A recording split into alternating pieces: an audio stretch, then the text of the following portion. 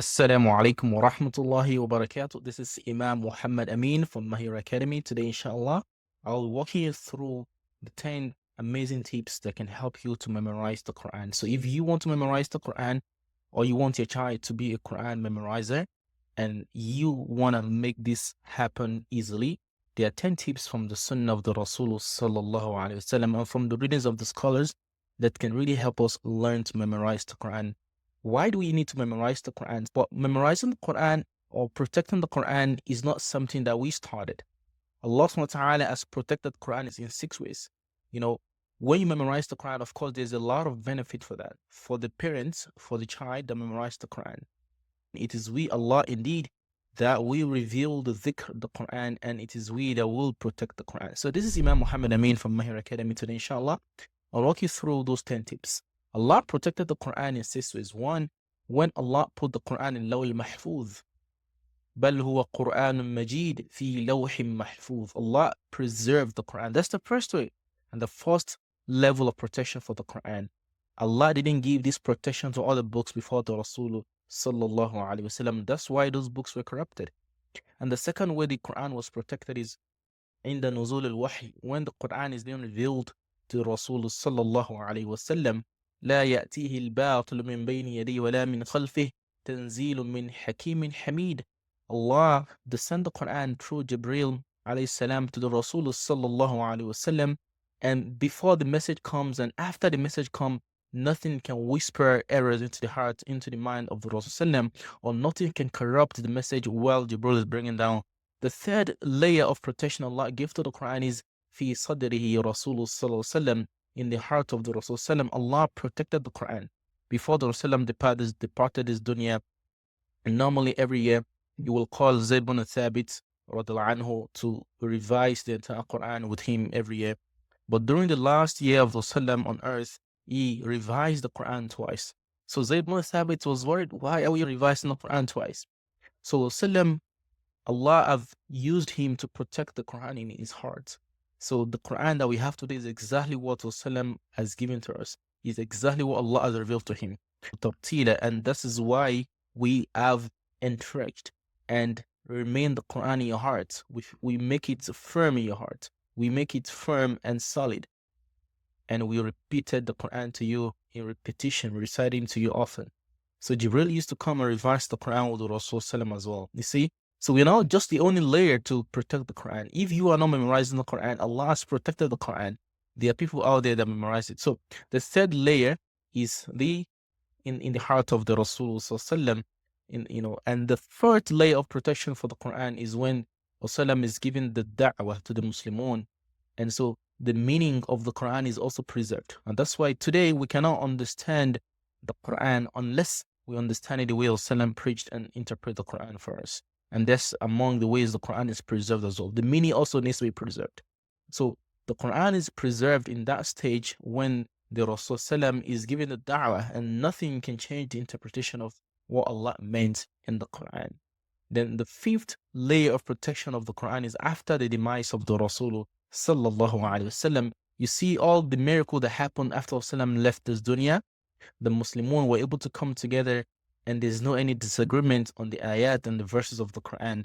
It was preserved the way Allah wanted to be preserved, the way the Rasul wanted to be preserved. Why was it preserved? The same people who were those who recite the Quran to Rasul, who Zayd bin Thabit, for instance, was the person who Rasul always called aside to write down the wahy and revise the Quran with him.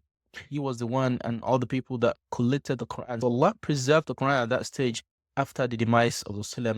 And on the day of Qiyamah, the Quran is going to be preserved as well. And how will that be preserved? In the heart of the Muslimun. بل هو آيات في صدور الذين أوتوا العلم وما يجحد بآياتنا إلا الظالمون. This Quran is the signs, the ayat Allah has preserved in the heart of those who have people of the knowledge. So if you want to memorize the Quran, you want to be among the people of the knowledge. You want to preserve the Quran. So preserving the Quran, you as a person, it's not that if you don't do it, it will not be preserved. It will be preserved. But if you want to be a tool to preserve the Quran by memorizing the Quran in your heart, there are three things that needs to be done. You need to preserve the letters, the pronunciation of the letters. You need to preserve that. the rules, the ahkam of the tajweed needs to be preserved. You need to do that. You cannot memorize the Quran and be an hafiz without preserving tajweed of the Quran. So if you're memorizing the Quran without tajweed, you're not preserving the Quran the way it should be. Also preserving the meaning of the Quran. Preserving the meaning of the Quran. And then preserving the recitation itself, continuous recitation of it. If you as a person want to memorize the Quran, there are 10 tips that you need to work on. And these tips have actually been used by a lot of scholars. A lot of people have actually used it, and it really works. It works a lot. So if you want to learn these 10 tips, stay tuned. I'm going to recite those 10 tips. One among the amazing tips that you need to actually have in mind when you want to memorize the Quran is not about just you wanting to do it for a reason that's not for the sake of Allah subhanahu wa ta'ala. You want to do it for the sake of Allah subhanahu wa ta'ala, because if you don't do that, you will not get any benefit from memorizing the Quran. Okay? So you need to have sincere intention for the sake of Allah subhanahu wa ta'ala. It needs to be for the sake of Allah, not for anyone else. For people to praise you, not for people to hail you, not for people to be proud of you. Your parent, no. You want to do this for the sake of Allah subhanahu wa ta'ala. So this should be your intention, so that Allah will put barakah in it for you. And the second tip I want to give you is when you start memorizing, memorize little by little. Do not give yourself an unrealistic duration. Say, I want to memorize the Quran, within the next 3 years. It's a lot of pressure that some people will do it. Of course, they get it done, but it doesn't have a good ending. They memorize and they forget everything, because they were doing it not because of the sake of Allah. They were doing it because they want to be recognized as an hafiz. So when you start memorizing the Quran, a little portion is really important to memorize, starting from the smallest surahs and starting upward and memorizing tip by tip. Aisha mentioned, Ummana Aisha mentioned, Kana Rasul Sallam إذا عمل عملا أثبته. Whenever you start doing something, make it consistent.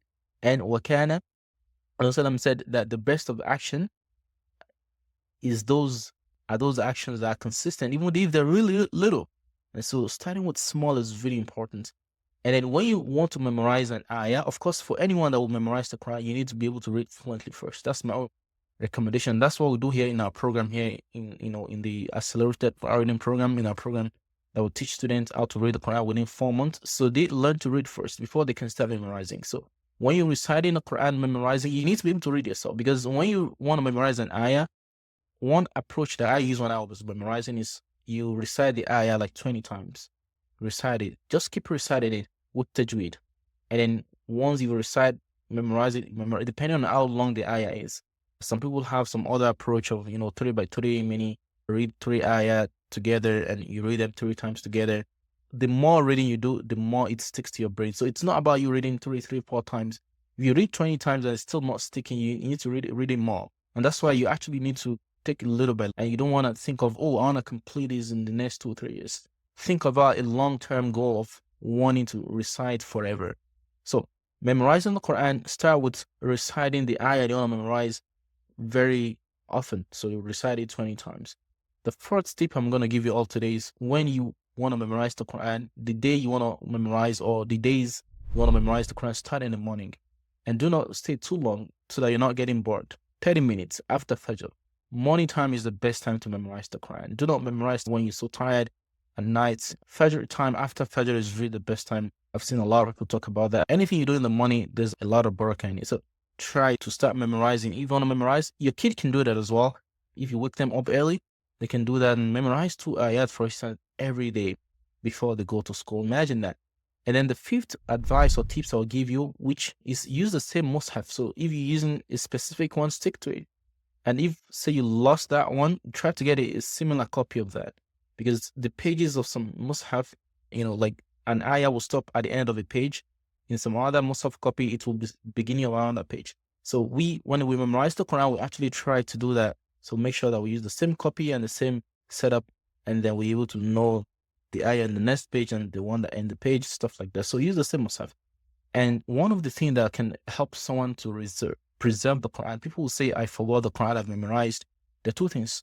It could be because you're actually committing a lot of sins, or maybe you're not revising what you've memorized. So my own 6 tips for everyone that wants to memorize the Quran is do away with things. And if your child is memorizing the Quran, of course, they might not be so sinful, but do away with music in the house for them. Do not play too much music. Some people, I have a child that was memorized for about 23 years ago, and he comes to the class and he told me all the time, he tells me, oh, I couldn't memorize my surah. It's really getting hard.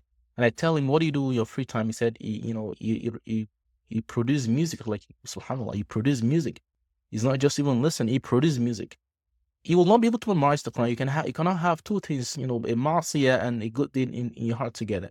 So you need to do it with sins and increase your taqwa connection with Allah subhanahu wa ta'ala. My seventh advice to those, or tips for those who memorize the Quran: do not memorize the Quran alone by just memorizing verbatim the words. Try to understand the tafsir once in a while. And that's why a lot of people memorizing the Quran today, you see a lot of parents complain, oh, these kids have all memorized the Quran, but they don't act with the Quran.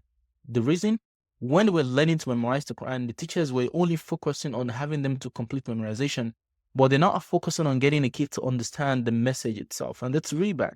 And so when you memorize the Quran, try once in a while to read the meaning of the Quran. You don't have to be a sheikh to know the meaning of the Quran today. The translation of the meaning of the Quran, check on those. As you memorize the verses, go to understand the meaning. That's really going to reinforce the goal in your heart and make it easy for you. My eighth tip for those who want to memorize the Quran is daily revision.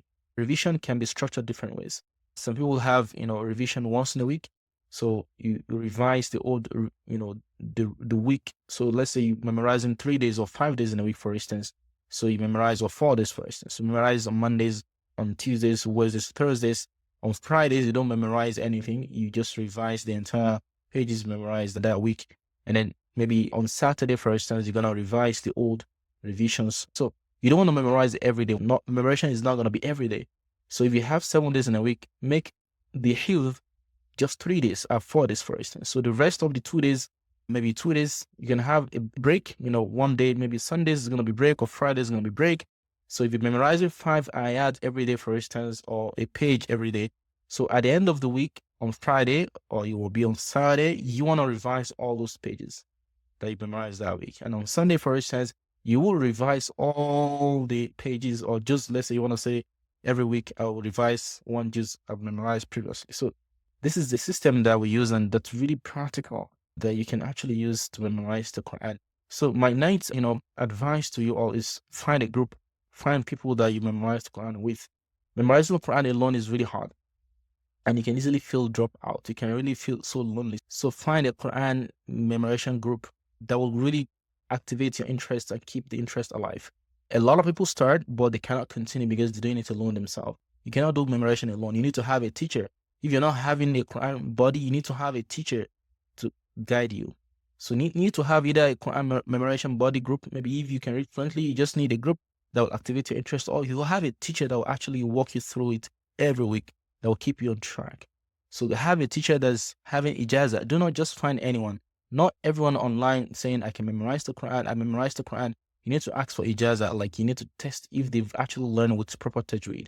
The last advice or tips a lot of scholars, a lot of mashayikh have given us is also to make dua. Make dua to Allah subhanahu wa ta'ala to make it easy for you.